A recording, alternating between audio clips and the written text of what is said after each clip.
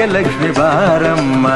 ಕಾಲಲ್ಲಿ ಕಿರುಗೆಜ್ಜೆ ಘಲು ಘಲು ಎಂದಾಗ, ಕಾಲಲ್ಲಿ ಕಿರುಗೆಜ್ಜೆ ಘಲು ಘಲು ಎಂದಾಗ, ಮನೆಯಲ್ಲಿ 100 ವೀಣೆ ನಾದವೊಮ್ಮೆ ಚಿಮ್ಮಲಿ. ಲಕ್ಷ್ಮೀ ಬಾರಮ್ಮ, ಭಾಗ್ಯಲಕ್ಷ್ಮಿ ಬಾರಮ್ಮ, ಬೆಳಗಲು ಮನೆಯನ್ನು ಸಿರಿದೇವಿಯೇ.